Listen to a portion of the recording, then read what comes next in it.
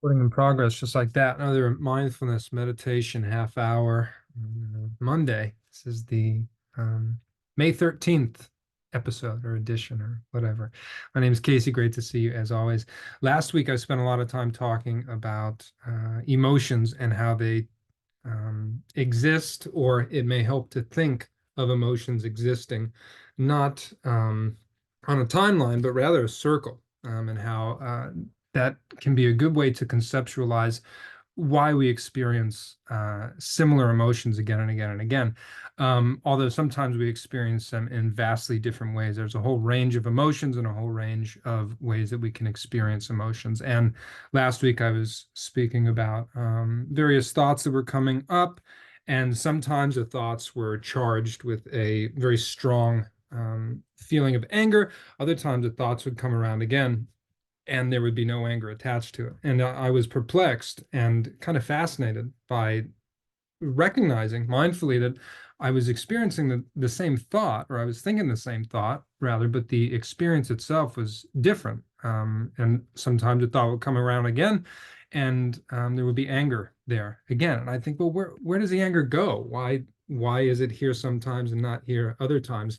And when I started to recognize and remind myself that everything comes in a cycle or circles, it's like, oh yeah, okay, well, this emotion came back around again. Around as in making the cycle, making the circle around the different emotional experiences. And we talk about the circle of life, we talk about cycles, everything comes in different cycles. And there is something comforting about that in a sense, because then we kind of know where it's coming from. And if we're angry or we're sad or however we're feeling, we don't have to push it away because we know that in one form or another, we're going to experience it again, which reminds me of one of the laws of science, which is that energy is neither created nor destroyed. It's just moved around. Einstein said that. And it's one of the laws of science. And anger is an energy.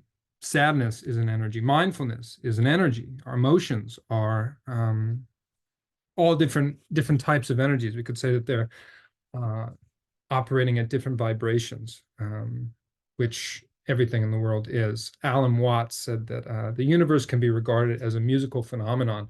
Everything is vibrating at extremely complex and different frequencies.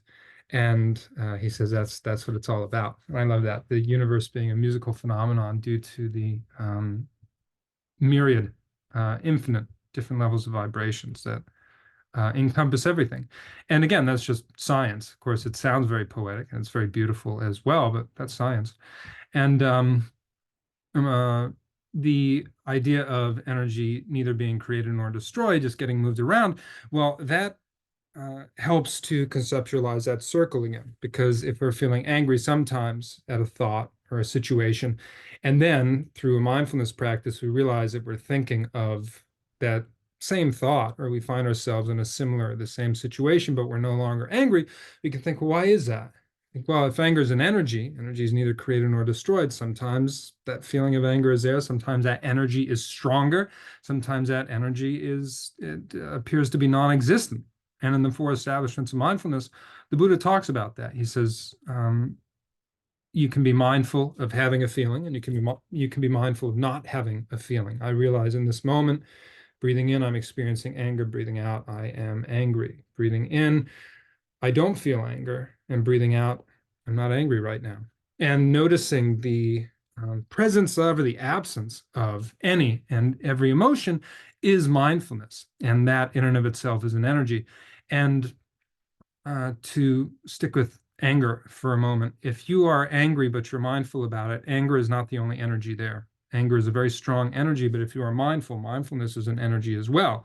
In which case, we can hold multiple energies at the same time, one being anger, and we certainly feel that in our body, the other one being mindful, or mindfulness, the energy of mindfulness, being mindful of that anger.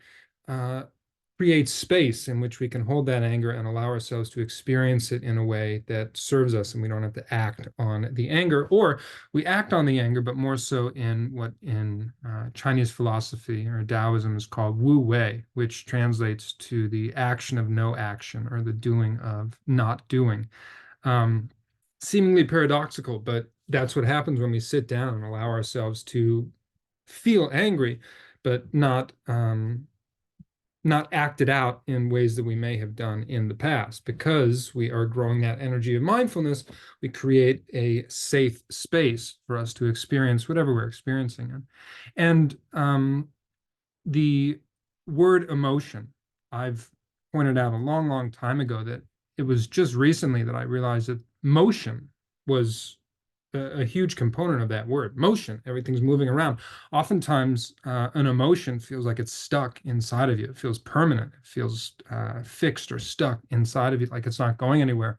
And strong, overwhelming emotions have that effect on us. They have that tendency to give the impression that they're never going to leave. But if we embrace the motion aspect of emotion, and I saw something a while ago, it said emotion, and it put a hyphen between E and motion, and it said energy, motion, emotion. Oh yeah, well that's perfect. If emotions are energies, which they are, and they are constantly moving around, and energy is neither created nor destroyed, well then the circle makes perfect sense, because these emotions make themselves known to us. And the more we recognize, oh, this is just a part of the circle that I'm on right now. This is a section of the circle where I feel angry. And then it comes back around again. Or maybe for a while it's not there.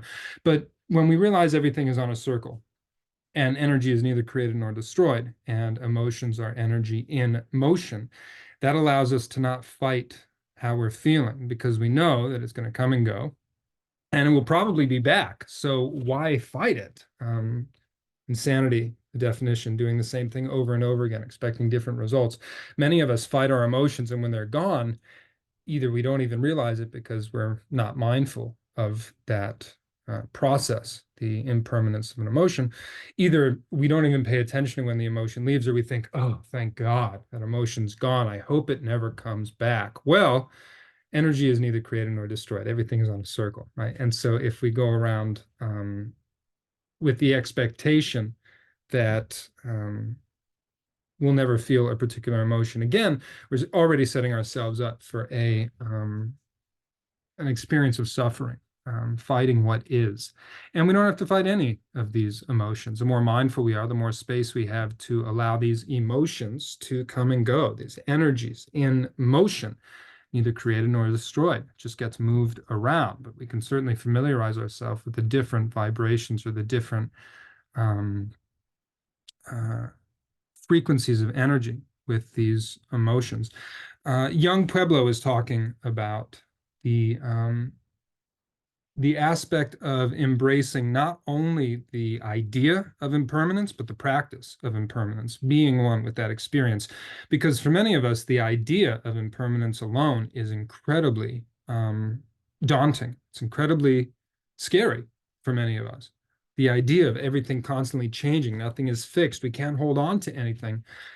The idea of that alone is very, very intimidating at times. And on a short term, in the short term, it would be easier not to think about it. But that translates very poorly into the long term, because everything is constantly changing. And so if we start to recognize it on first an intellectual or theoretical level, and then we start to incorporate a mindfulness meditation practice, sitting in stillness and feeling that, practicing that impermanence, becoming one with it, it's incredibly liberating. Because if the only constant is change, and that's true, um, why would we fight that? And many, many people do. Unfortunately, it's a form of insanity, and it leads to a lot of suffering. Sometimes, even now, when I experience an emotion and it's attached to a thought, and I think, "Ooh, this is really uncomfortable, let it go." And then there's another part of the circle where I'm at, where everything comes back to where it started, which is mindfulness and grounding energy, and just feeling like, oh yeah, no, everything makes sense. This is fine. I think, ooh, I got to hang on to this. I think, wait, hang on to it. Don't do that. Don't hang on to it. Just because it feels good now, the only reason it feels good now is because there's a whole circle of experiences, of energies, of frequencies that are constantly changing, neither created nor destroyed. It just changes. And because of that, the only reason that I can feel very calm and collected and enlightened in this very moment, in this very breath, is because of all the other emotions that exist on that circle, or that I like to call it a circular continuum, a kind of infinite, um, ongoing process that just is always changing, but uh, never ending, infinite.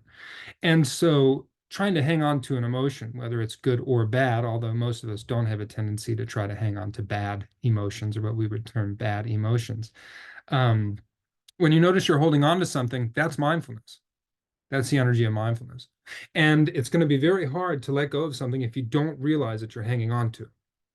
But once we realize, oh, yeah, I'm thinking about holding on to this experience, to this emotion, let me let it go. Well, then that's a choice, and it's not being ripped away from you against your will. You are willfully letting it go and allowing everything to move in that emotion, the energy of motion. So, all very exciting stuff. I would say that this is kind of a companion piece to the previous week or last week's um, meetup, because many of the ideas and concepts that I was delving into last week, I wanted to add this to the whole uh, scientific law of emotions and vibrations and frequencies and all of that, contextualizing that with the um, concept of the circle. So letting go willfully, not having it ripped away from us, because eventually it will change however we're feeling. And if we try to cling to an emotion, well, there's suffering there. Because if we try to um, find permanence in anything, anything in this world, we try to find permanence in anything, we will suffer. Um, and of course, that's part of the process too. We've all tried to hold on to something, and then it one way or another, it changes. One of the five remembrances is everything and everyone is of the nature to change. There's no way to escape being separated from them. And I love that one. That one is a very, very powerful reminder.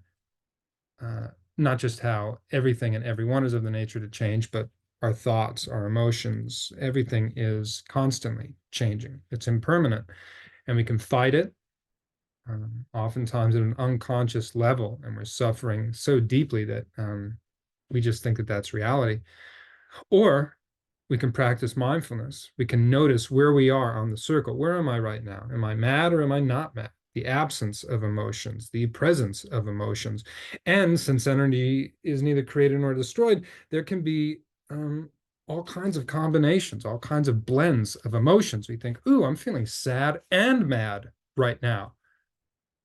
That's great.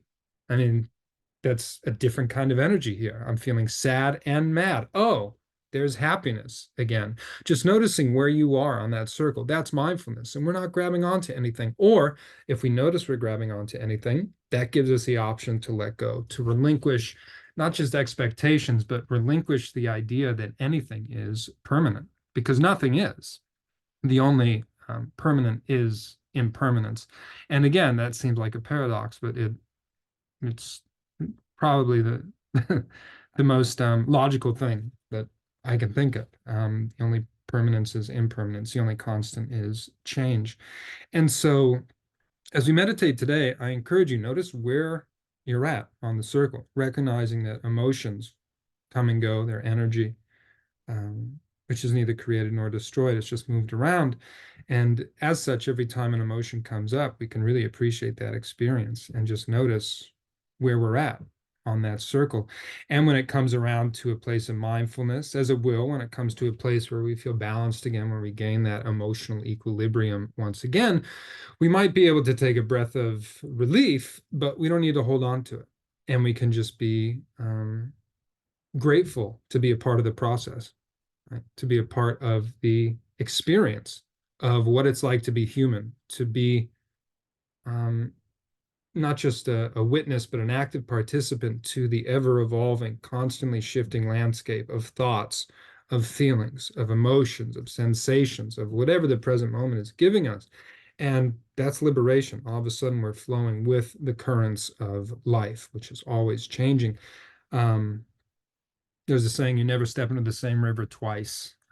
Heraclitus, the old Greek philosopher, said that. The full quote is, a man never steps into the same river twice because it's not the same river and he's not the same man or woman or person. Um, and I like that in yoga. I say you never do the same yoga pose twice. It's the same in name only. And we could say the same with emotions. Just because you're feeling angry again, maybe even because of the same circumstances, each time is new in the sense that you have an opportunity to decide how you want to experience it, decide if you want to fight it or accept it, or not just accept it, but actually appreciate it. And we have that option, but we can also gain the capacity to do it because, again, knowing something on an intellectual level and practicing it in an experiential action mode, those are two different things. One can certainly complement the other. One can certainly start the understanding and the practice of the other.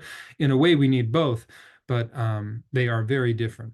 Knowing that everything changes on an intellectual level and actively participating in the process, the experience of that change, two very different things. But we can use both to go deeper into the practice, the acceptance of impermanence. And that's what we get the option to do every single time we sit down to meditate, which is what we're going to do right now for the last 10 minutes of this meetup. So find a comfortable seated position, shoulders roll up, back, and down. Spine is long, but we're relaxed. Eyes are closed. Take a few cycles of breath, and let's just notice the E motion, the motion of energy for the next 10 minutes.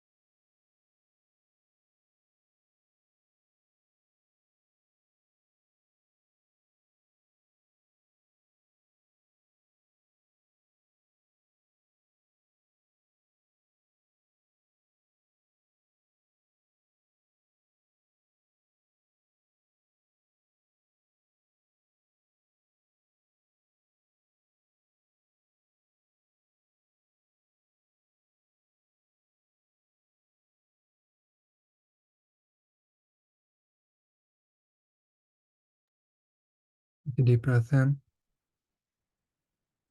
Let it go. When you're ready, gently blink your eyes open.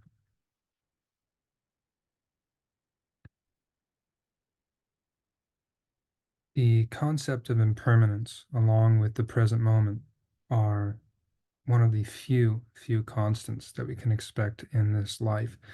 And as such, we really don't have a choice as to whether or not um, we wish to experience the present moment, or we wish to be a part of the change. One way or another, it's going to happen. Things are going to change.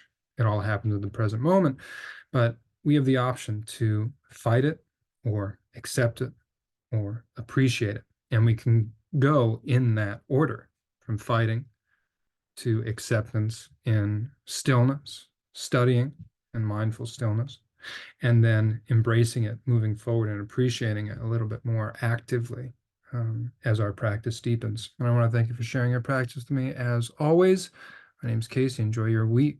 Always a pleasure.